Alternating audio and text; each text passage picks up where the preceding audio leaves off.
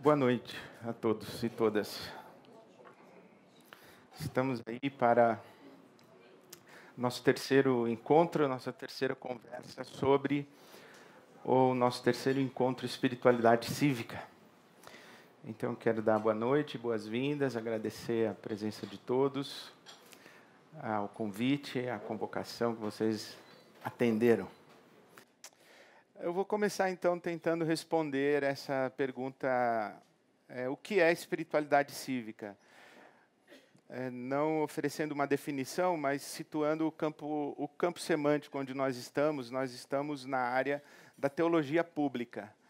Nós estamos refletindo sobre a presença cristã na sociedade, a presença do cristão como pessoa e a presença da própria igreja na sociedade, qualquer que seja a definição que a gente encontre para a igreja ou qualquer que seja o formato do que nós estamos chamando de igreja. Então, a experiência pessoal cristã como resulta numa inserção na sociedade para o cristão, a cristã, a pessoa, e a experiência comunitária cristã como se insere na sociedade, essa experiência comunitária. E numa terceira dimensão a gente pensar, usando uma expressão que eu gosto muito, que seria arquitetura cultural. Como que a tradição cristã oferece subsídios para a cultura onde essa tradição está presente. Bom, aqui nós já chegamos em uma dimensão muito interessante, que é a pluralidade. É a impossibilidade de nós encapsularmos uma experiência cristã, uma experiência comunitária cristã e uma cultura cristã. Por exemplo, na maneira como vocês sugeriram, o que os mobiliza a vir aqui, é um evangelho com o qual eu me identifico. Porque existem evangelhos com os quais a gente não se identifica. Isto é, existem culturas evangélicas, não de evangélicos, mas culturas evangélicas ou culturas cristãs, leituras do evangelho, formas de compreender o evangelho, que favorecem, que criam obstáculos, que antagonizam, que são assimiladas ou assimilam a realidade cultural onde essa cultura do evangelho está presente. Por exemplo, o Desmond Tutu disse que nada mais político do que dizer que religião não tem nada a ver com política. E nisso há sabedoria grande aí, porque é possível a gente construir uma cultura religiosa e uma compreensão religiosa, uma compreensão do evangelho ou da tradição cristã, à parte do contexto social, político, econômico, cultural, histórico. É possível. Sem perceber que essa cultura, à parte, ela se torna sustentadora do que está estabelecido. Então, por exemplo, se você tem uma compreensão de que o evangelho trata das coisas espirituais, trata do paraíso após a sua morte, e que a experiência com Deus é uma busca de salvação no que nós chamamos de ir para o céu depois da morte, em vez de ir para o inferno. E então você ouve pessoas dizendo, olha, a igreja não tem que se meter em política, porque a igreja cuida das coisas espirituais. A igreja cuida dos dilemas da alma, do espírito. Não se mete nas questões da política. Essa é uma forma de compreender o evangelho. Essa é uma leitura do evangelho, ou diríamos, esse é um evangelho. A outra forma seria dizer, sim, que a igreja tem que se meter em política, e parece que esta é a cultura prevalecente nesse atual momento do nosso país. A nossa ministra ou pelo menos indicada, a ministra de Direitos Humanos, ela disse: chegou a hora da igreja governar. O que isso quer dizer? Já é o oposto. Já não é uma cultura religiosa preocupada com a espiritualidade da espiritosfera, né, ou da vida na espiritosfera. É uma experiência religiosa ocupada com uma realidade social concreta muito definida e querendo interferir e ditar os rumos e ditar os caminhos. Então, é possível desenvolver várias culturas evangélicas, no sentido do evangelho, várias leituras do evangelho que vão resultar em determinadas inserções na sociedade. A nossa pergunta aqui sobre espiritualidade cívica é: que leitura do evangelho nós vamos adotar? Como vamos ler o evangelho? E da nossa leitura do evangelho, qual a implicação política, histórica, social, econômica, inclusive qual a nossa contribuição a partir das nossas convicções ou crenças cristãs para a construção da nossa sociedade? Pensar que o cristianismo como estrutura de pensamento ou como várias escolas de pensamento, o cristianismo tem um aporte a oferecer à sociedade. É mais ou menos isso que eu gostaria de considerar hoje. E queria oferecer para vocês uma percepção ou uma leitura do evangelho que é muito própria, que nós temos conversado muito, que é o evangelho lido na América Latina, ou como que os teólogos da América Latina leem o evangelho e como é que percebem a construção do evangelho. Primeiro que a tradição protestante na qual eu fui criado, a tradição evangélica na qual eu fui criado, me dizia que o ponto de chegada da espiritualidade cristã é o céu. O ponto de chegada da espiritualidade cristã, ou da experiência religiosa cristã, é o céu. O céu como uma experiência pós-morte, e que a nossa vida na Terra, o nosso tempo aqui, é um tempo onde nós nos preparamos e nós nos viabilizamos para o céu depois da nossa morte. E a experiência religiosa é uma experiência de gestão de quem vai para o céu e quem não vai. Como vai, se é que vai. Quais os critérios que devem ser observados por aqueles que querem ir para o céu. É coisa mais ou menos do tipo: você vai morrer, você quer ir para o céu ou quer ir para o inferno? Claro que eu quero ir para o céu, se você acredita em céu e inferno. Então vem aqui que eu vou dizer para você como é que você garante a sua estada ou a sua entrada no céu. Mas a principal referência que eu queria oferecer é que a tradição religiosa, cristã, protestante, evangélica, na qual eu fui criado, me sugeriu, se não com todas as letras e se não com essa explicitação que eu acabei de fazer, a minha tradição me disse que o ponto de chegada da experiência religiosa cristã é o céu. E o céu no pós-morte.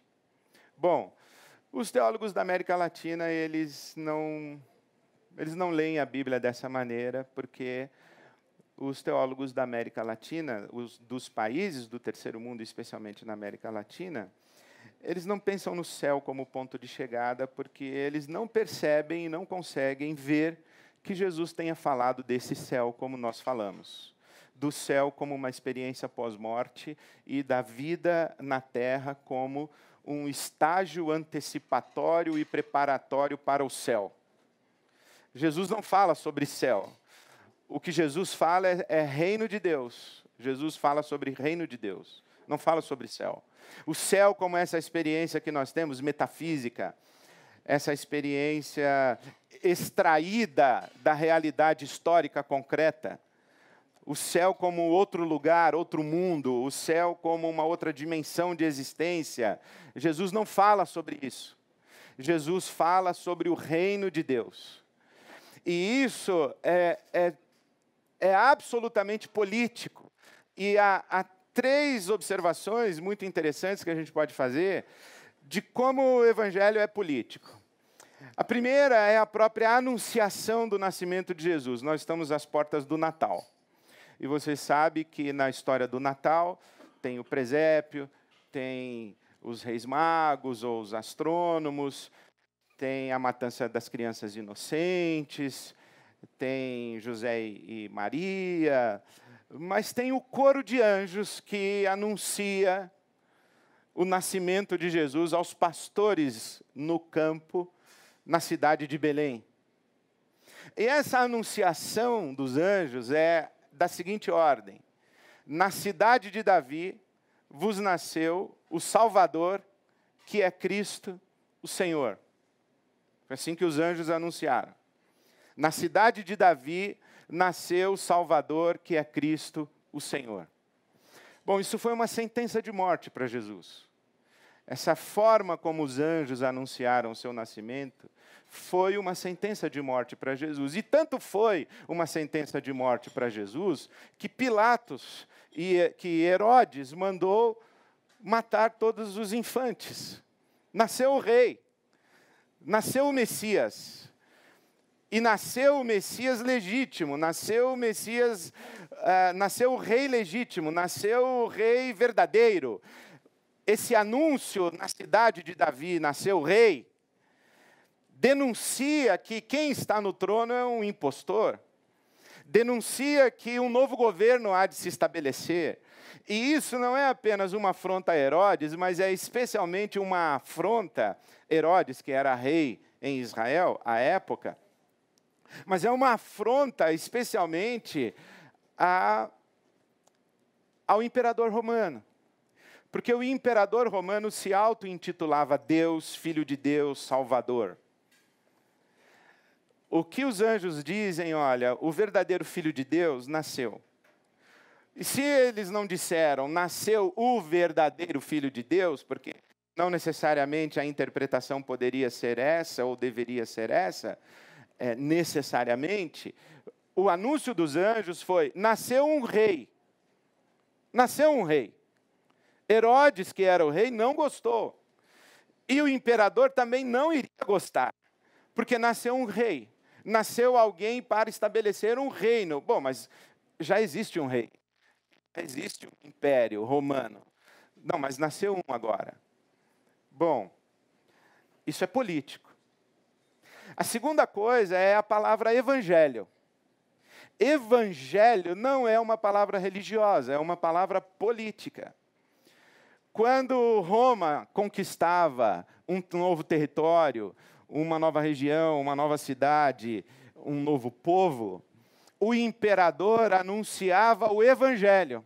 E o evangelho dizia que o divino, por exemplo, há esta expressão a respeito de César Augusto, o divino César Augusto, Filho de Deus e Salvador, lhes trouxe a paz, a famosa Pax Romana, lhes trouxe a paz, ou lhes trouxe a luz de Roma chegou para vocês. Quando Jesus diz assim, olha, César Augusto tem um evangelho, mas eu também tenho um evangelho. Eu anuncio também a chegada do meu reino. E se você pega as páginas do Novo Testamento, disse que o anúncio de Jesus é que ele saía por todas as cidades, e especialmente nas sinagogas dos judeus, anunciando as boas notícias, porque evangelho quer dizer isso. Então existiam os arautos do imperador que levavam as boas notícias do imperador romano, e vem Jesus dizendo, eu trago para vocês boas notícias. E quais são as boas notícias? Eu trago para vocês um evangelho. Qual é esse evangelho? É que o reino de Deus chegou. O reino de Deus chegou. E, na teologia latino-americana, mais do que reino de Deus, os teólogos preferem traduzir como o reinado de Deus chegou. O reino, mas o reinado de Deus chegou. Bom, isso é complexo, porque quando a gente pensa num reino, a gente pensa em reino como domínio territorial, a gente pensa em reino como sistema de governo, a gente pensa em reino como agentes autorizados a falar em nome desse reino e a exercer a autoridade desse reino. E Jesus está dizendo, ó, o reino de Deus chegou. Agora, existe uma outra coisa que está presente aqui no meio do Império Romano, e essa uma coisa chamada Reino de Deus, que está presente aqui, tem pretensões de se tornar universal. Porque lembre-se que Jesus era judeu. E Jesus nasce dentro de uma história da tradição judaica. Ele tem um povo, esse povo tem uma herança cultural, esse povo tem um profetismo que dá a ele identidade e dá a ele esperança. O reino messiânico fora anunciado pelos profetas de Israel. E tem uma profecia muito interessante, que é de Daniel, quando ele diz que Daniel interpreta o sonho de Nabucodonosor na Babilônia. Lembra do sonho que Daniel interpreta? Como é o sonho? O rei Nabucodonosor, ele sonha com uma estátua, que a cabeça é de ouro, que o peito é de prata e os membros são de bronze e barro. E como é que Daniel interpreta esse sonho? Daniel interpreta esse sonho dizendo que a Babilônia é a cabeça de ouro, e que depois viria um outro império, depois viria um outro império, depois viria um outro império, até que, depois dessa sucessão de impérios, que a história vai mostrar que é a Babilônia, depois o Império Medo-Persa, depois o Império Assírio, depois o Império Romano, essa sucessão desses impérios, diz a profecia de Daniel que no fim dessa sucessão, uma pedra lançada não por mão humana destruiria essa estátua e estabeleceria um reino que jamais teria fim. Então, quando Jesus chega na Palestina de sua época e diz: eu lhes trago boas notícias, o reino de Deus chegou, arrependam-se e creiam, porque o reino de Deus chegou, os seus circunstantes sabem que ele está falando do reino messiânico. Sabem que ele está falando do reino prometido pelos profetas de Israel. Sabem que ele está fazendo referência à profecia de Daniel e que o reino que não terá mais fim começou. E ele diz, então, e Jesus começa a reivindicar para ele a identidade do Messias. Bom, tudo isso é óbvio que tem absolutas implicações e conotações políticas. E tanto é verdade que Jesus entra numa celeuma com os grupos políticos de sua época dentro do judaísmo. Dentro do judaísmo dos dias de Jesus, existiam os zelotes, existiam os herodianos, existiam os essênios e existiam os fariseus. Quem eram os zelotes? Os zelotes diziam o seguinte: nós somos colônia romana, os romanos nos dominaram, nos escravizaram. Os zelotes diziam: nós temos que ir para o pau. Nós temos que matar soldado romano. Você já deve ter ouvido a expressão sicário.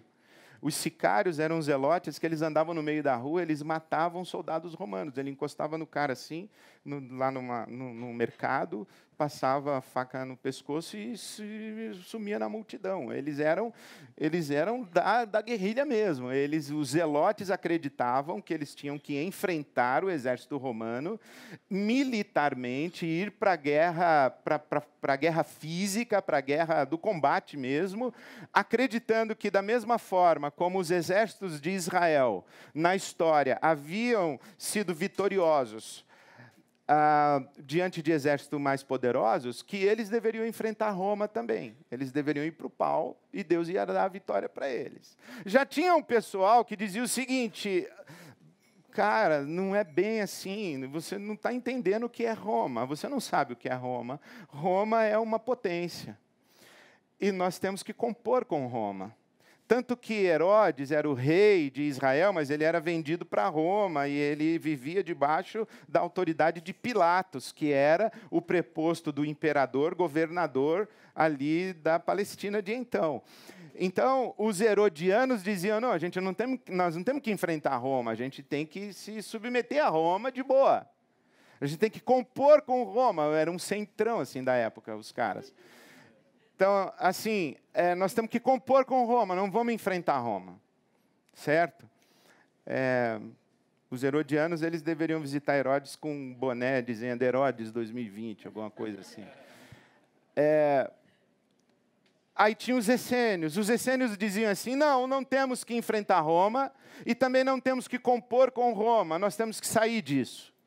Vamos para o deserto e vamos fazer comunidades no deserto, vamos para o deserto e vamos sair da política, vamos sair da briga, vamos sair desse conflito entre Roma, entre Pilatos e Herodes. Nós não temos nada a ver com isso, nós temos que cuidar do espiritual, nós somos uma outra coisa, vamos fazer uma comunidade à parte. Então, eles se retiravam.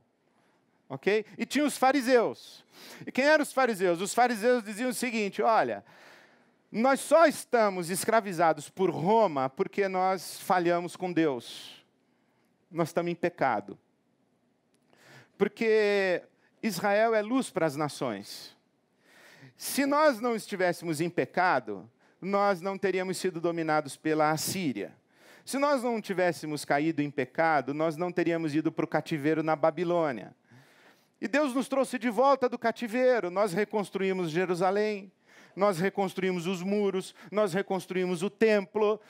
Se Roma veio e passou o carro em cima da gente, é porque nós caímos em pecado de novo. Então, nós temos que nos reconciliar com Deus e ter uma vida de santidade. Então, os fariseus eram um movimento de santidade dentro do judaísmo dos dias de Jesus. E quando os fariseus eles confrontam Jesus, eles estão fazendo o papel deles. Eles querem saber se Jesus é um Messias verdadeiro ou falso. Eles não querem seguir um Messias falso. Eles estão na deles. E eles eram exagerados na lei porque eles tinham medo de sua flexibilidade na interpretação da lei, dar margem a que Israel estivesse em pecado. Os comentaristas eles falam dessa expressão fencing the law, é colocar cerca em volta da lei. Por exemplo, a lei mandava jejuar uma vez por ano. Os fariseus diziam 2 vezes por semana. Pô, não é possível. Eles pensavam assim: não, se a gente falar 2 vezes por semana, pelo menos uma no ano o cara vai jejuar. Então, ele está dentro da lei. Então, eles colocavam um jugo pesado demais para que o sujeito desobedecesse o exagero, mas mesmo desobedecendo o exagero, ele ficasse dentro da lei, entendeu? Se ele falasse, é mais ou menos assim, não quero ninguém mascando chiclete no culto. Mas não vai dar. Aí o cara falou, não quero nem no culto, nem no ensaio. O cara masca no ensaio e acha que está transgredindo, mas, na verdade, é isso aí. Bom, enfim. Então, tinha esses 4 grupos, os herodianos, os zelotes, os fariseus e os essênios. Quando Jesus chega dizendo assim, o reino de Deus chegou, falou, bom, Jesus é de que grupo? Acho que ele é zelote, porque ele vai para o pau. Ele falou que o Pilatos é uma raposa, ele falou que Herodes é um cara que não presta, ele vai para o pau, mas ele mandou virar outra face, ele mandou amar o inimigo, ele não é zelote. Ele deve ser herodiano. Falei, não, mas ele não ia tratar o governador do jeito que tratou se ele fosse herodiano. Então ele é fariseu, mas ele come com os pecadores, os discípulos dele não lavam nem a mão antes de comer, então ele também não é fariseu. Ele deve ser essênio, que nem o João Batista, que comia mel silvestre com grilo, lembra esse negócio? Gafanhoto. Então ele deve ser essênio. Não, mas ele gosta de ir nos banquetes, na casa dos outros. Jesus era acusado de ser comilão e beberrão, então ele não é um essênio. O que Jesus é? Eles tentam capturar Jesus de alguma forma, mas não conseguem. Às vezes ele fala e dá a impressão que ele é zelote, porque ele confronta Roma, ele manda mensagem cifrada, ele afronta Pilatos, ele é levado a julgamento acusado de sedição, de um crime contra Roma, um crime político contra Roma. Parece que ele é um zelote, mas quando ele chega lá e ele tem a oportunidade de peitar o Pilatos, ele diz, o meu reino não é desse mundo, é essênio. Falei que era essênio. Não, mas ele não viveu como essênio, então ele não é essênio. Então Jesus é incapturável. Porque a mensagem de Jesus é o reino de Deus. Que, claro, tem conotações e implicações políticas, mas lembre-se, Jesus anuncia um reino que não tem fim. Então é um reino que se estabelece na história e que tem repercussão para a eternidade, mas ele começa aqui e começa agora. E eu queria oferecer para vocês essa leitura das bem-aventuranças, que é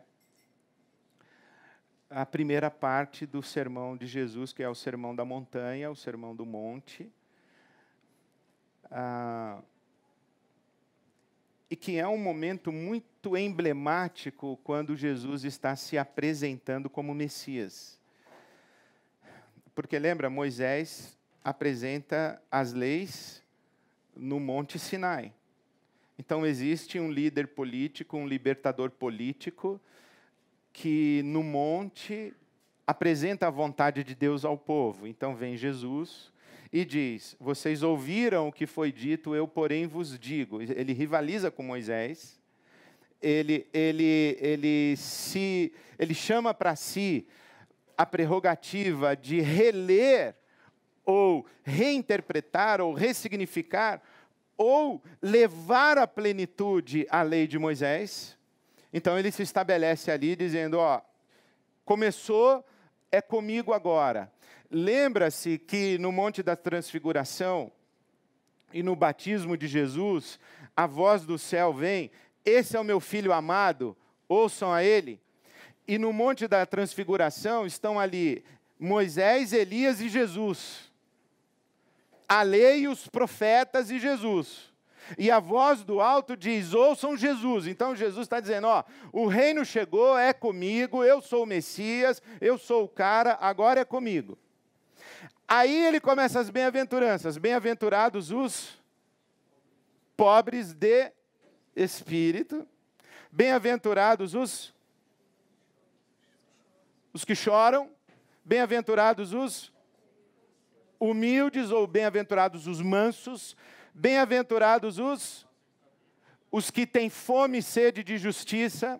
Bem-aventurados os misericordiosos. Bem-aventurados os pacificadores. Bem-aventurados os puros de coração. E bem-aventurados os que são perseguidos por causa da justiça. Como é que nós lemos isso, ou como é que nos ensinaram a ler as bem-aventuranças? Se você não aprendeu assim, eu queria que você levantasse a mão e dissesse para mim assim, não, eu não aprendi assim. Eu vou dizer como você aprendeu. Você aprendeu a ler as bem-aventuranças como uma lista de virtudes. Que ser pobre de espírito é uma virtude, ser manso é uma virtude, ser pacificador é uma virtude, ter fome e sede de justiça é uma virtude. Não foi assim que você aprendeu? Alguém aprendeu diferente?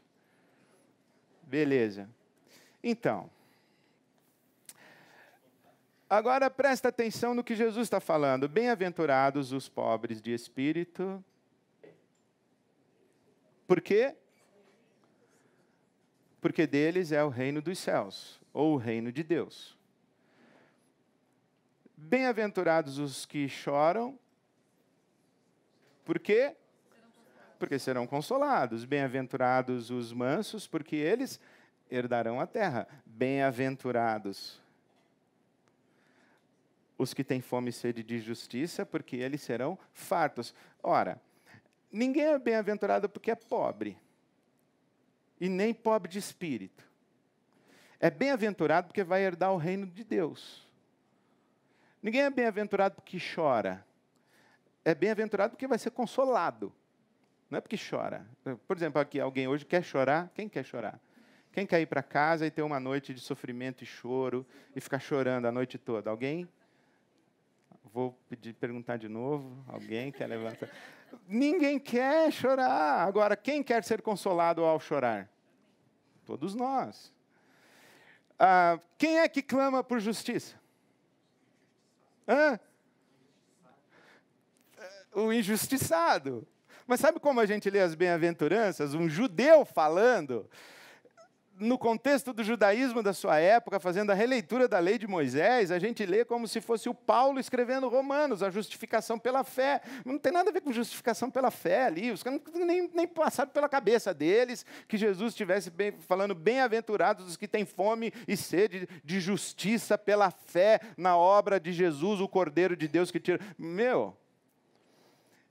Bem-aventurados os que têm fome e sede de justiça, porque os caras estão sendo perseguidos por causa da justiça. Eles estão gritando por justiça. O que está acontecendo com esses caras é que Roma passou o carro em cima deles. Roma pegou a terra deles. Roma pegou a mulher deles e estuprou as filhas deles e estuprou. Roma matou os filhos deles. Roma matou os pais deles. Roma pegou os homens fortes e levou de escravos e transformou em trabalhador. Roma pegou os caras fera de Israel e levou para lutar no Coliseu lá e ser comido por leão e tomar porrada lá do Maximus no filme do... Foi isso que Roma fez. Por isso é que esses caras estão clamando por justiça, é por isso que eles estão chorando. Se você pegar todos os comentários bíblicos, faça esse teste e procure lá os que choram. Você pega um comentário bíblico e vai dizer que aquela palavra chorar é o choro do luto. Não é chorar porque não passou no vestibular, ou perdeu o emprego, ou porque ficou doente. Não, é o choro do luto. Que luto é esse? O luto do meu filho que foi morto. O luto da minha mulher que foi morta. O luto... Eu estou chorando os meus mortos. Por que eu estou gritando paz? Por que eu sou pacificador? Pacificador não é quem faz acordo em reunião de condomínio. Não é isso, bicho. Não é conciliar a família para o Natal depois do WhatsApp aí do tempo de eleição. Não é isso que é ser pacificador. Pacificador é enfrentar a violência e dizer, parem com a violência. Parem de fazer guerra. Parem com essa matança. É isso que está acontecendo ali. Quem são os mansos? São os caras que gritam e ninguém ouve. O problema ali é que a gente lê Mateus capítulo 5, mas não lê Mateus capítulo 4. E o que tem em Mateus capítulo 4? Começando no versículo 23, diz que Jesus foi por todas as cidades e pelas sinagogas anunciando o evangelho do reino de Deus. E curou os seus enfermos, expulsou os demônios dos que estavam demonizados, e grande multidão correu até ele abençoou todo mundo. E vendo aquela multidão de desgraçados, Jesus se assenta e fala para os discípulos.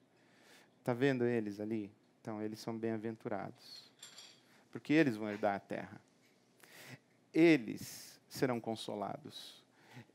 Eles alcançarão misericórdia. Eles serão fartos de justiça. E por quê? Porque o reino de Deus chegou. O reino de Deus chegou. Bom... Quando Jesus termina de falar das bem-aventuranças, o que ele fala? Logo em seguida. Vocês são o sal da terra e a luz do mundo. Vocês quem? Os bem-aventurados. E de onde vêm os bem-aventurados? De Harvard? Do Palácio Romano? Do Castelo de Herodes? De onde vêm os bem-aventurados? Do Jardim Europa? Não. De onde eles vêm?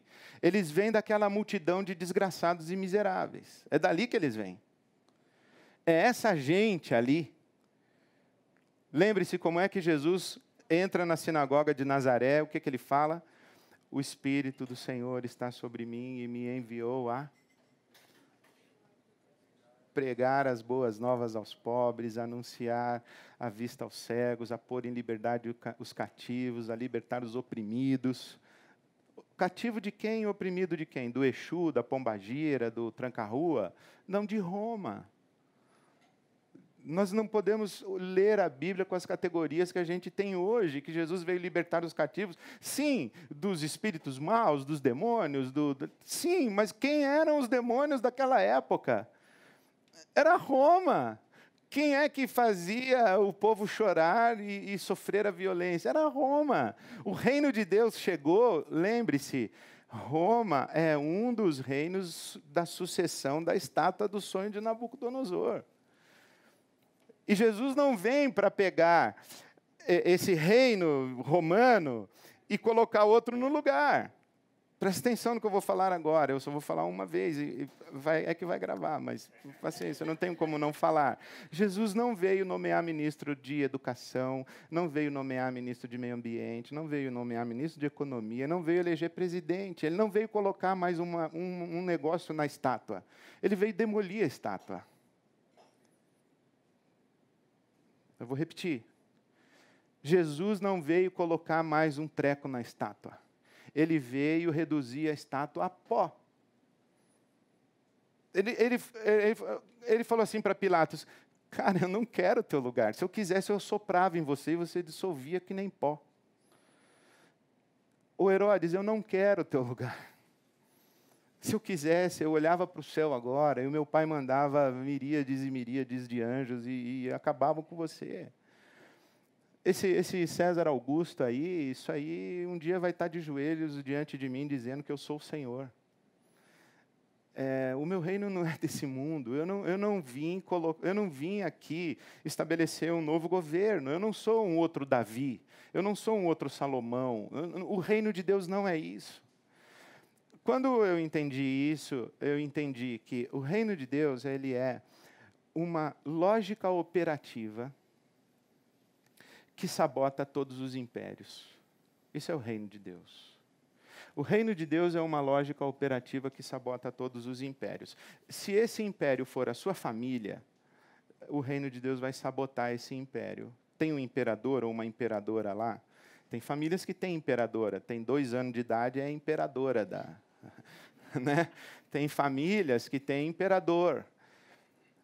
Tem imperador, sim. Tem um imperador que é um homem que, quando chega do trabalho, os funcionários têm que ficar perfilados para ele entrar. Vocês assistiram o Handmaid's Tale?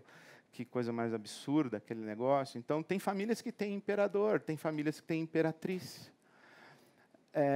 Tem empresas, tem cidades. O morro tem dono. O morro tem dono. O reino de Deus, quando chega no morro, ele sabota. Ele não é para matar o dono do morro e pegar o pastor da igreja batista e assumir como dono do morro. Agora, o dono do morro é o pastor da igreja. Não é isso. Não, porque não é uma substituição de governo.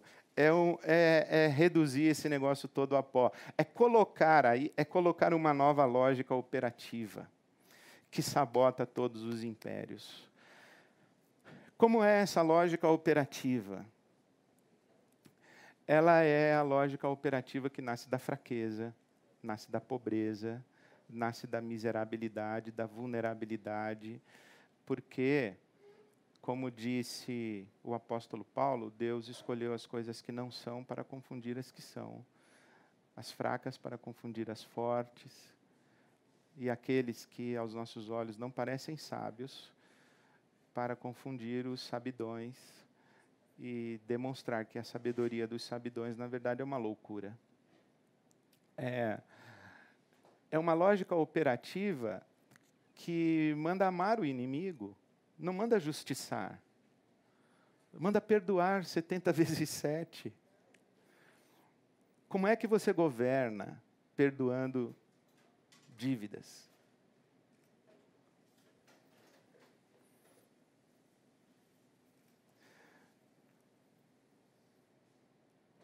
Bom, vamos pensar o seguinte. Pobreza. Quais são as causas da pobreza? A Bíblia aponta 3 causas de pobreza. A primeira causa da pobreza que a Bíblia fala é a preguiça. Tem gente que é pobre porque é preguiçosa. Acorda, olha para o céu e fala, vai chover, hoje eu não vou plantar. Aí acorda, olha para o céu, está muito sol, não vou plantar. Aí fica lá na rede, é pobre, porque é preguiçoso. Isso aparece muito em Provérbios. Muito que eu digo assim, uns 6 versículos. Beleza? Tá. Segunda causa da pobreza que a Bíblia mostra é a tragédia. O que eu chamo de tragédia? É um fato que destrói a sua vida à revelia da sua vontade. Você pode ser o cara mais diligente, trabalhador, dedicado. Você foi o primeiro aluno de todas as turmas que você passou, você formou com mérito. Aí você recebeu um diagnóstico de câncer. Ou a sua esposa recebeu um diagnóstico de câncer, ou seu filho ou sua filha recebeu um diagnóstico de câncer. Ou você morreu, deixou sua família endividada. Ou sem a fonte de renda. Então isso é uma tragédia.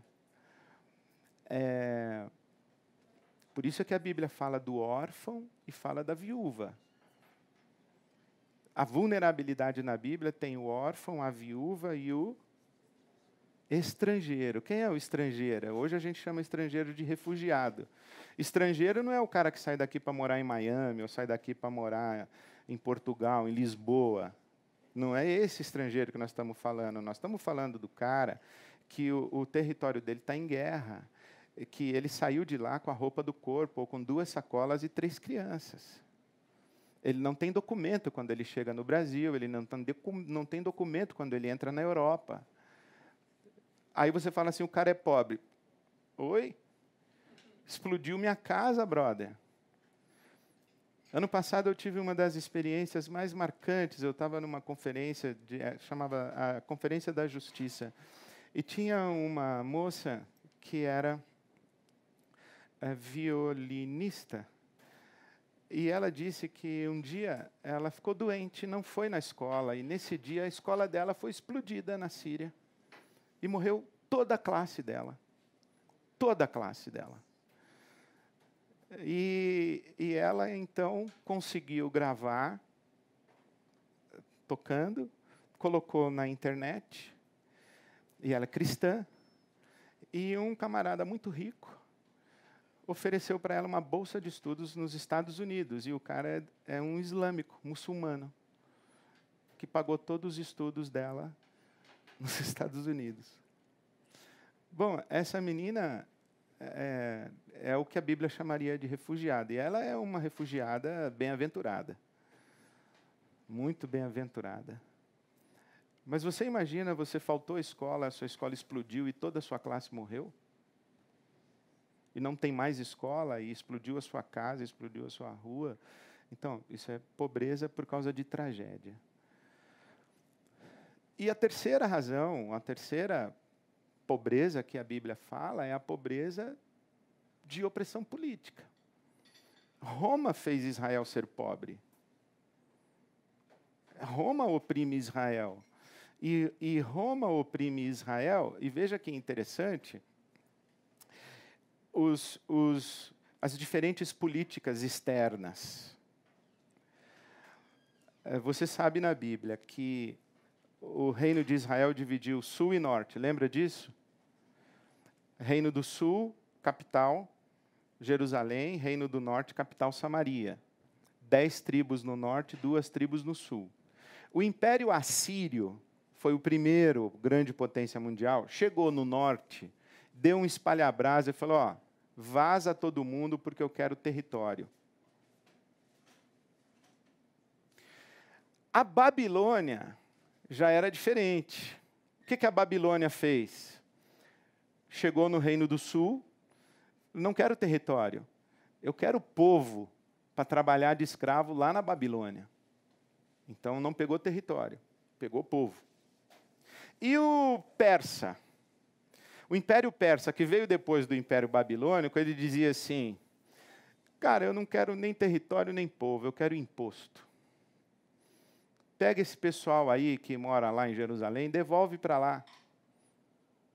Deixa eles cantarem as músicas deles, adorarem os deuses deles, comerem a comida deles, vestirem a roupa deles, deixa eles serem eles mesmos e eles vão pagar impostos para a gente.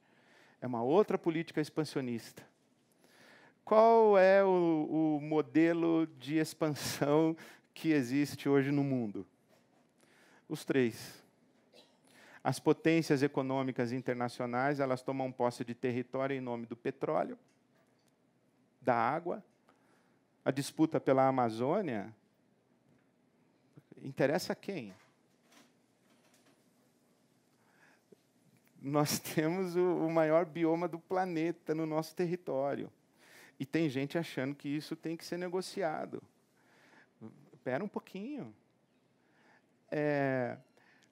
Há potências econômicas internacionais que têm interesse no nosso território. Bom, há potências econômicas internacionais que têm interesse na nossa mão de obra. Faz a gente trabalhar como escravo. Não só a gente, faz o vietnamita trabalhar como escravo, o indonésio. E por aí vai. Faz o boliviano trabalhar como escravo, certo? Faz o haitiano trabalhar como escravo. Então, tem essa forma de expansão político-econômica, que é a exploração da mão de obra escrava. E tem uma outra potência que é esperta. Ela diz, olha, fica aí torcendo para o Corinthians, trabalhando aí no seu trampo e vai pagando imposto, brother.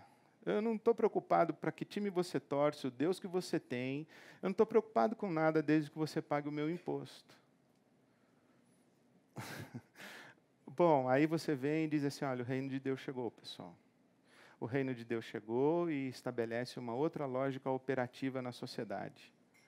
A lógica da solidariedade, a lógica da generosidade, a lógica da praxis de justiça, a lógica do cuidado do pobre, do órfão, da viúva, do estrangeiro. Aí vem uma outra lógica operativa que diz o seguinte, mas esse cara é bandido, bandido bom é bandido morto. Não, tem que amar o inimigo. Não é assim. Tem que virar outra face, tem que perdoar. Não vamos resolver. Nós somos de outro reino. Nós somos de outro reino. E o reino nosso é um reino de amar os bons e os maus, os justos e injustos, como nosso Pai, que é perfeito, ama, fazendo o sol levantar sobre bons e maus, justos e injustos. É um outro reino. É um outro reino. O nosso reino, as crianças, a gente pega no colo. A gente não abusa das crianças e nem põe elas para trabalhar. A gente manda para a escola. A gente quer que criança tenha infância, não que trabalhe. No nosso reino, os idosos são cuidados. No nosso reino, nós nos ajudamos uns aos outros. Nós não competimos, nós cooperamos. Ed, você quer assumir o governo do Brasil? Eu não. Eu quero sabotar o governo brasileiro. Eu não quero ser prefeito de São Paulo. Eu quero fazer São Paulo funcionar com uma outra lógica operativa. Eu falo do reino de Deus, eu não falo de assumir a prefeitura. Agora, quem assumiu a prefeitura tem que se virar para... Eu me lembro que recebi um candidato lá na igreja, ele foi na minha sala conversar comigo e me tratou com honras e tal, né? E eu falei para ele, olha,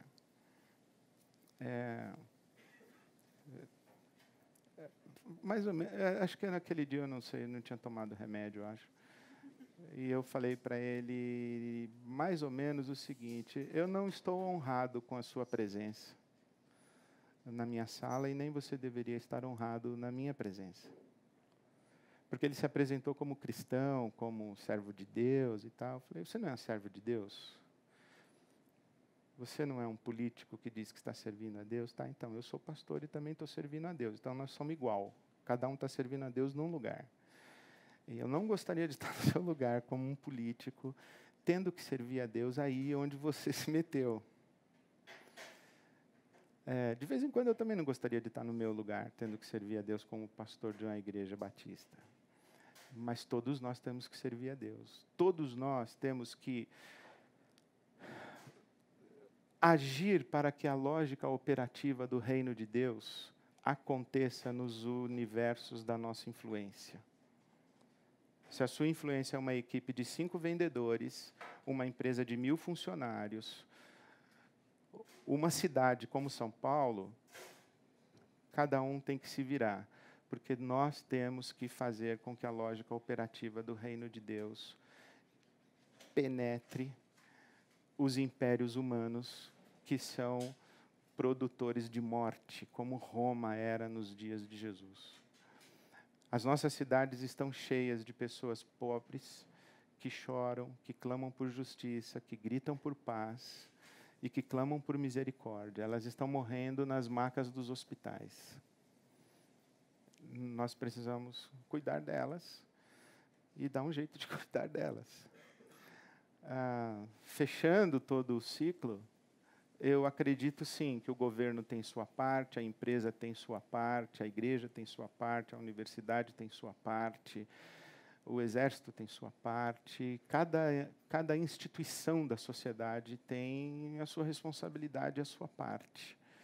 Mas o reino de Deus não é capturado por nenhuma delas e o reino de Deus vai sabotar todas elas. Porque a lógica operativa do reino de Deus, ela é contrária a todos os impérios humanos e todas as organizações e sociedades humanas. Jesus disse aos seus discípulos: os homens têm os seus governadores, que dominam sobre eles. Entre vocês não será assim. Vocês serão servos. Porque quem quiser ser o primeiro, que seja o servo de todos. A lógica operativa do reino de Deus é completamente diferente. Ela não é bruta, não é hierarquizada, ela não é a lógica do poder. Ela é uma outra lógica. Então, quando Jesus diz para nós, o reino de Deus chegou, arrependa-se e creia que o reino de Deus chegou, e você diz, eu estou com Jesus, bom, então você se submeteu a um outro Senhor e assumiu o compromisso de viver com uma outra lógica operativa. A lógica operativa do reino de Deus. É a lógica operativa do reino de Deus que é o fundamento do que eu estou chamando de espiritualidade cívica. E os nossos encontros mensais aqui são para refletir e aprofundar isso que eu estou falando, que é o reino de Deus, conforme Jesus nos convida a participar. Portanto, meu querido, minha querida, o reino de Deus está aqui. Creia.